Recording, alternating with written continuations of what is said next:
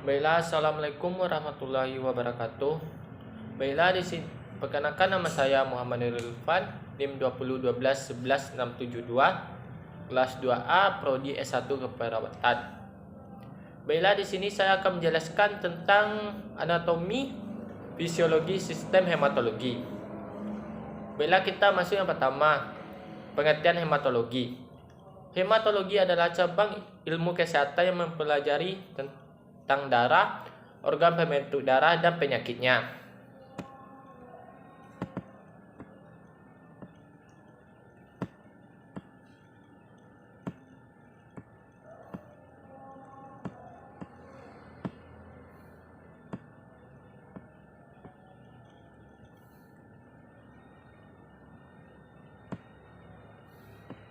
Selanjutnya ada darah, pengertian darah.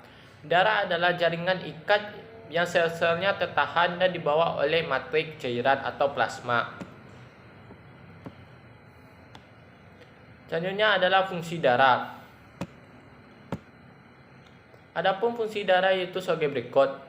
Pertama, termoregulasi. Yang kedua,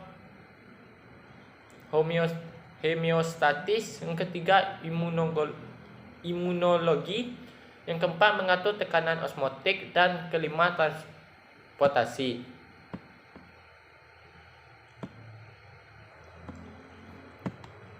Selanjutnya yaitu komposisi dan struktur sel darah manusia. Yang pertama, komposisi darah. Darah terdiri daripada beberapa jenis korpuskula yang membentuk 45% bagian dari darah. Angka ini dinyatakan dalam nilai hematokrit atau volume sel darah merah yang dipadatkan berkisar antara 40 sampai 47 bagian. 55% yang lainnya berupa cairan kekuningan yang membentuk medium cairan darah yang disebut dengan plasma darah.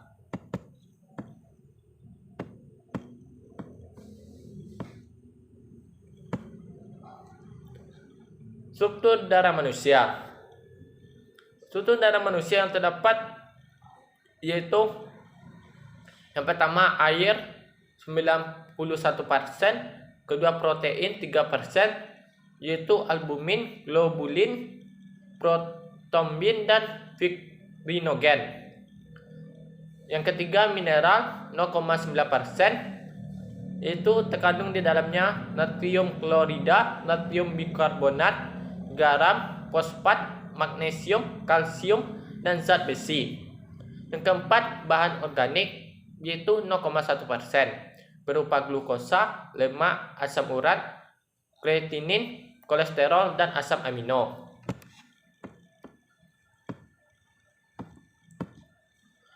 Yang selanjutnya yaitu fungsi sel darah dan plasma darah pada tubuh manusia. Yang pertama, fungsi eritrosit, yaitu mentransfer oksigen ke seluruh jaringan melalui pengikatan hemoglobin terhadap oksigen. Mengikat oksigen dari paru-paru untuk diedarkan ke seluruh jaringan tubuh. Mengikat karbon dioksida dari jaringan tubuh untuk dikeluarkan melalui paru-paru.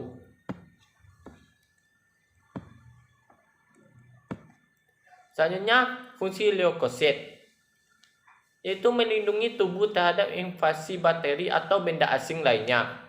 Fungsi utama neutrofilik PMN adalah memakan benda asing atau fagositosis. Fungsi limfosit terutama menghasilkan substansi yang membantu penyerangan benda asing. Sekelompok limfosit atau limfosit T membunuh sel secara langsung atau menghasilkan berbagai limfokin, suatu substansi yang memperkuat aktivitas sel fagositik. Yang selanjutnya, fungsi plasma darah. Di dalam plasma darah terlarut berbagai macam zat. Di antaranya zat-zat tersebut ada yang berguna. Zat tersebut antara lain yang pertama zat makanan dan mineral, antara lain glukosa, gliserin, asam amino, asam lemak, kolesterol, dan garam mineral. Yang B, zat hasil produksi dari sel antara lain enzim, hormon, dan antibodi. Yang C, protein. Yang D, karbon dioksida dan nitrogen.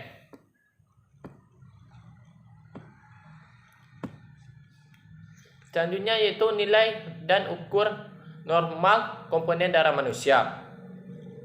Pada tubuh yang sehat atau orang dewasa terdapat darah sebanyak kira-kira 1/13 dari berat badan atau kira-kira 4-5 liter. Keadaan jumlah tersebut pada tiap-tiap orang tidak sama, tergantung kepada umur, pekerjaan, keadaan jantung atau pembuluh darah. Nilai-nilai sel darah merah dewasa normal. Yang A, sel darah merah yaitu 4,2 sampai 6,2 juta per mililiter darah. Yang B, sel darah putih yaitu 5.000 sampai 10.000 juta per mililiter darah. Yang C, trombosit yaitu 140.000 sampai 340.000 per mililiter darah. Yang D, hematosit per 9% sel darah merah yaitu 45 sampai 52% untuk pria, 36 sampai 48 untuk wanita. Yang E, hemoglobin yaitu 14,0 sampai 17,4 gram per 100 ml untuk pria dan 12,0 sampai 16,0 gram per 100 ml untuk wanita. Selanjutnya yaitu sel-sel darah merah, anemia dan polisitemia. Sel darah merah atau yang disebut dengan eritrosit berasal dari bahasa Yunani yaitu erythros yang berarti merah dan kritos yang berarti selubung atau sel. Sel darah merah mengandung protein hemoglobin yang mengangkut sebagian besar oksigen yang diambil di paru ke sel-sel di seluruh tubuh.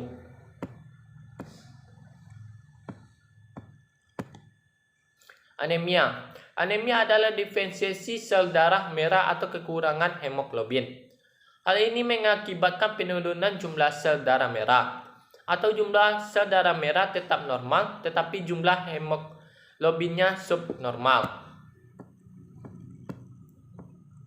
Selanjutnya yaitu polisitemia. Polisitemia adalah peningkatan sel darah merah dalam sirkulasi yang mengakibatkan peningkatan viskositas dan volume darah.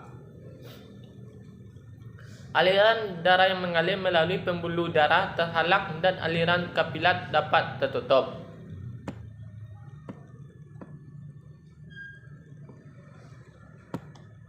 Selanjutnya itu leukosit, granulosit, makrofag, minosit, dan inflamasi. Yang pertama leukosit atau sel darah putih. Sel darah putih atau leukosit adalah sel darah yang membentuk komponen darah yang berada di plasma darah. Sel darah putih ini berfungsi untuk membantu tubuh melawan berbagai penyakit infeksi bagian dari sistem kekebalan tubuh. Selanjutnya yaitu granulosit. Granulosit jumlahnya hampir 75% dari seluruh leukosit. Plasmanya mengandung granula atau butir-butir halus, dibuat di dalam sumsum merah oleh jaringan retikuloendotelium. Granulosit merupakan sel fagosit memakan benda asing terutama bakteri.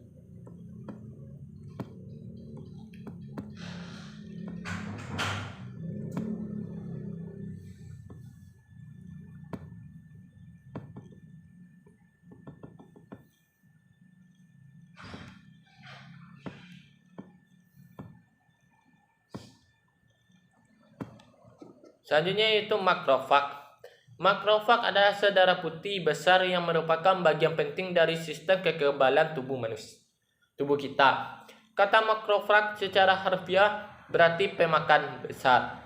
Ini adalah organisme seperti amoeba dan tugasnya untuk membersihkan tubuh kita dari puing-puing mikroskopis dan penyerang. Makrofag memiliki kemampuan untuk mencari dan makan partikel seperti bakteri, virus, jamur, dan parasit. Selanjutnya itu monosit. Ciri-ciri monosit yaitu berinti satu, berukuran besar, berbentuk bulat panjang, dapat bergerak cepat, bersifat fagosit. Jumlahnya yaitu 100 sampai 700. Terdapat pembentukan sumsum tulang. Masa hidupnya beberapa bulan dan fungsinya yaitu fagositosit dan berkembang menjadi makrofag. Selanjutnya golongan darah. Golongan darah adalah pengklasifikasian darah dari suatu individu berdasarkan ada atau tidaknya zat antigen warisan pada permukaan membran sel darah merah. Hal ini disebabkan karena adanya perbedaan jenis karbohidrat dan protein pada permukaan membran sel darah merah tersebut.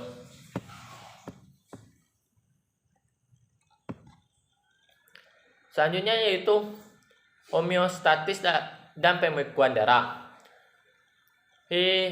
Homeostatis merupakan peristiwa penghentian peredaran darah akibat putus atau robeknya pembuluh darah. Dan yang terakhir adalah faktor yang mempengaruhi proses pembekuan darah. Yang pertama ada fibrinogen, kedua protrombin, ketiga prochelerin, keempat kalsium, yang kelima jaringan trombosplastin. Baiklah, itulah yang dapat saya jelaskan tentang anatomi fisiologi sistem hematologi. Sekian penyampaian dari saya. Kalau ada salah dan maaf, mohon dimaafkan. Assalamualaikum warahmatullahi wabarakatuh.